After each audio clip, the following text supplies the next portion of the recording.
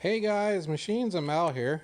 I just wanted to show you this neat old metal bandsaw I picked up the other day off of off of a local a tenant at a barn at the barn. A tenant at the shop. Tenant next door had this in his shop, and I asked him if he had a bandsaw for sale because we were talking about equipment and buying and selling, and he said, "Yeah, I got one," and he showed it to me and.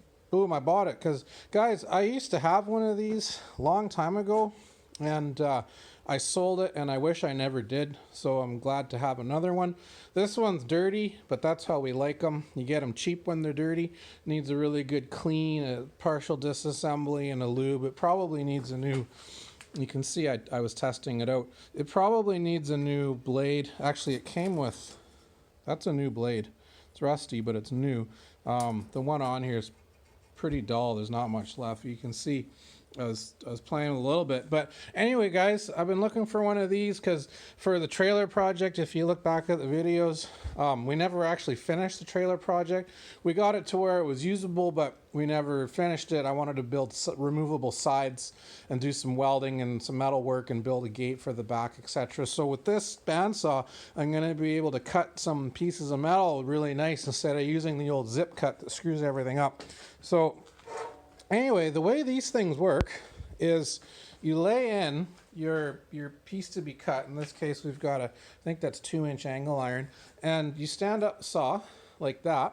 You lock it in like that and find however long of a piece you want to cut. You can also actually change the angle of this, guys. I believe there's a slide. This piece, this backing piece, slides back and forth on that there, and you can actually cut this on whatever angle. My saw never had this. I assume this is for a depth gauge, so if you need to cut a bunch of pieces that are the same length, you just lock this in position. I'm sure it had a rod or something in there at one time. Anyway, so what you do, you put your piece in like that, and then you take your cutter, your saw, and you bring it down like that,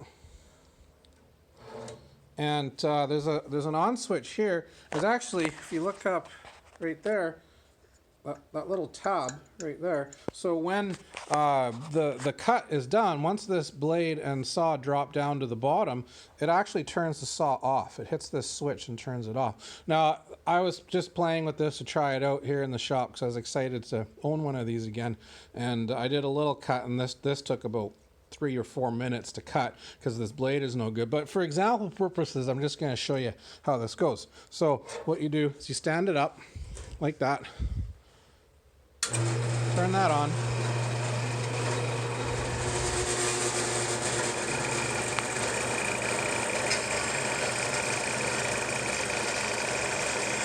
and she's cutting, guys. Oh, she stopped. She needs an adjustment. There she goes.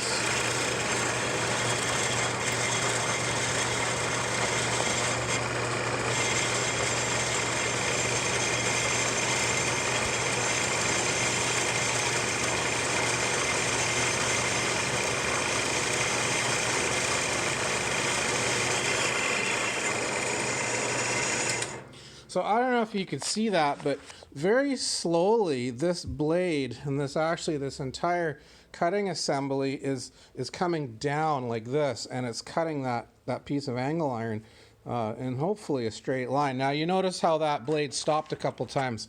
It's because the tension's not right. There's a wheel inside here and a wheel inside there, and there's actually a tensioner right here that you can use to tension the blade, but it's obviously not tight enough because you could see it stop a couple times. So I'm going to end up doing is taking this thing apart a little bit. I'm gonna take these guides apart and clean them and lube them so that they work, because right now they're kind of jammed and seized up from sitting. And yeah, we're gonna have ourselves a bandsaw. Anyways, guys, I just thought you'd like to see that. It's a buy and keep video. And yeah, hit the subscribe button. I'll probably make a couple of videos of this thing doing its job when we get into working on some metal for the trailer and other projects for the van, etc. But I just thought you'd like to see that. Thanks for watching.